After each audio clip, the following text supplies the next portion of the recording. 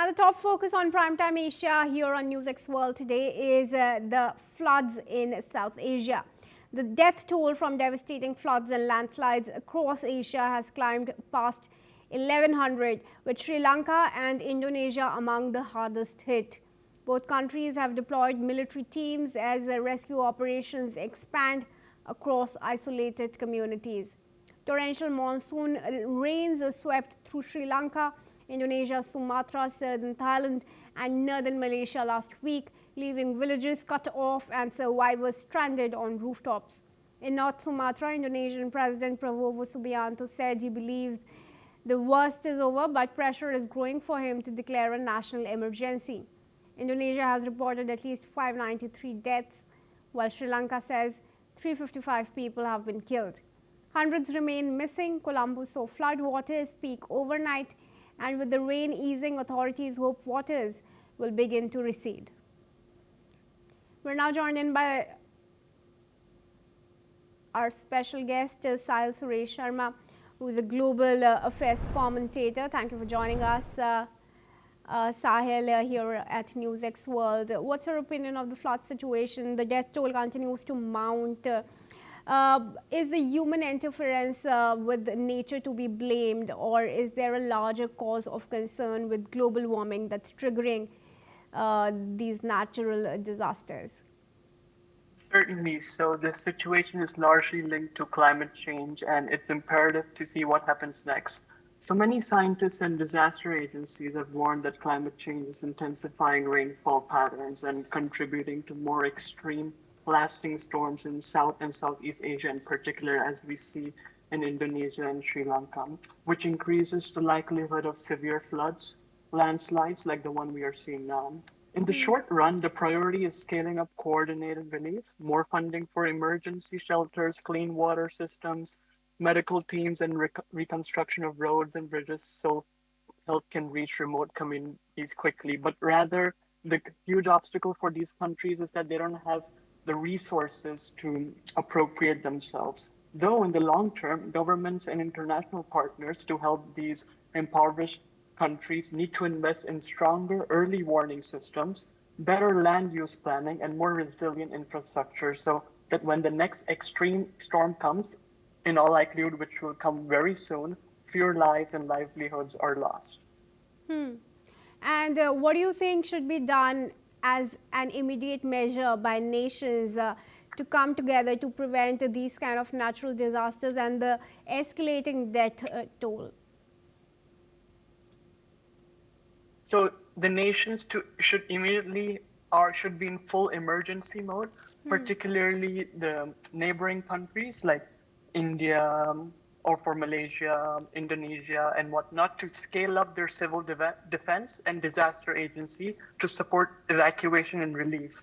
As the military can use helicopters and boats to reach people trapped by landslides and floods, airlifting survivors and dropping food, water, medicine into isolated hill country communities.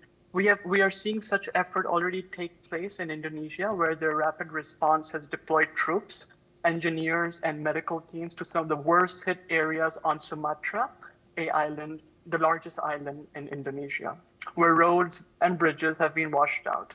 The government, in addition, has also sent warships and hospital ships loaded with food, clean water, generators, and medical supplies to coastal regions that are cut off by road, and is using aircraft and helicopters to reach remote islands. Whereas Thailand and Malaysia's action are largely via disaster response teams, police, and not the soldier. What role do you think, Sahil, can technology play in forecasting such natural disasters, and how should we be leveraging them to prevent such destruction? So certainly technology can be leveraged in a multitude of ways. For instance, we can use satellites to track storm systems, rainfall, and cloud cover over huge areas, feeding real-time data into weather and river models so forecasters can see where extreme rain is building up. But it is very important to shed light on the notion that these countries are not well equipped with the sophisticated technology to predict these type of storms, which is why other nation states would have to put forth the investment so that these countries would be more risk averse in the future. All right. Thank you, Sahil, for joining us here at NewsX World for now. And it's a pleasure speaking to you. With that, viewers, let's move on and tell you that a survivor has returned to his house after the flood in Indonesia, which has killed now 502. The rains have moved on and the flood waters have largely receded, but the disaster has left a trail of devastation and trauma. Let's listen in to what the survivor had to say. Waktu kejadian itu saya terser arus, terus semua orang runtuh dari atas. Saya diginikan sama seng bekas orang yang datang dari atas itu. Sehingga kemudian masa runtuh, baru saya dihanyutkan ke bawah itu. Kemudian saya nyelam kan, akhirnya terseret arus. Ambil pernah boka hanyut ke bawah itu 150 meter lah kira-kira kan. Air masih deras. Udah di atas rata-rata itu. Udah di atas atap dekat atap. Udah di atasnya. Ada pohon-pohon kelapa itu sambil saya pegang, terus ada kayu itu saya rasakan kaki kan. Kemudian sampai juga sini puncak rumah saya juga kiranya tuh. Selama 3 jam sana itu berat sampai air susut, lama susut air. Earlier, the cyclone Senyar, an exceptionally rare tropical storm, has caused catastrophic flooding and landslides, sweeping away homes and submerging thousands of buildings.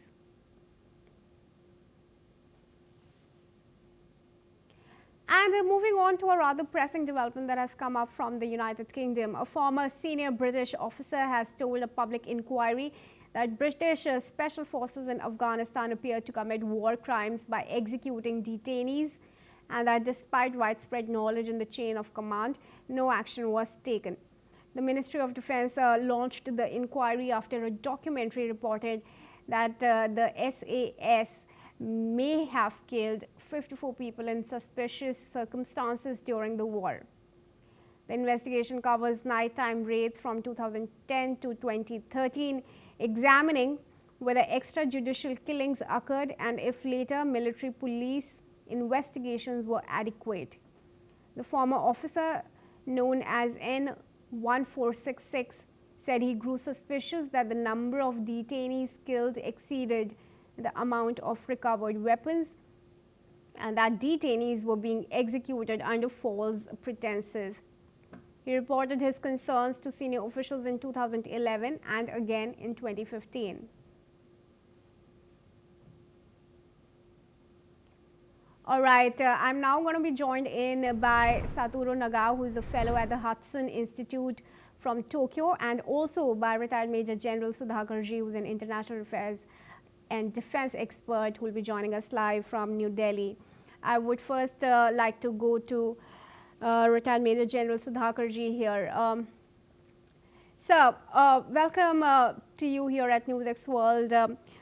Can you help us understand the complexity of the case here, given that it dates all the way back to 2010 and 13 and is being heard now in inquiry? How difficult is the inquiry into the case going to be, given that even the governments have changed now? Good evening, Kriti. Thank you for getting me for your show. I presume the question pertains to Afghanistan, am I right? Sir, there are allegations of British officers committing war crimes in Afghanistan during the war. And a British officer has claimed that he had raised the issue back in 2011, but the chain of command did nothing to stop these extrajudicial killings. Yeah, good. No, I'm glad that these things are coming out now. At least better late than never. We have to understand the thing, in totality. 9/11, after 9/11, 2001, Twin Towers going down, then the global war on terrorism begins. The complete Western alliance, they come under the bannership of NATO. They get deployed and they get inducted into Afghanistan. Afghanistan, they don't find this gentleman, what is his name? Osama bin Laden.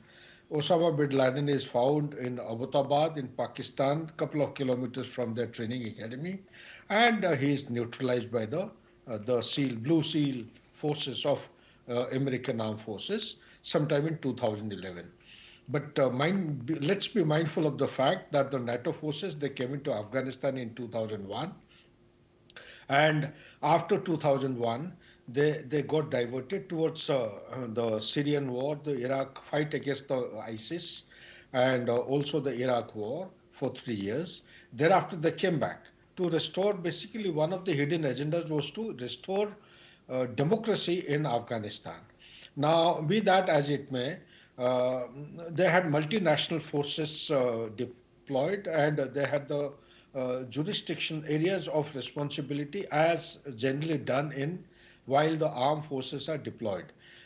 British Army obviously would have been looking after a particular area or jurisdiction. I remember, if I respect my memory, there was a case like this which had caught the attention in the media sometime in 2011, if I recall. That's the same year when Osama bin Laden was neutralized, and somehow it started gathering dust, and by and by, actually nobody paid any attention.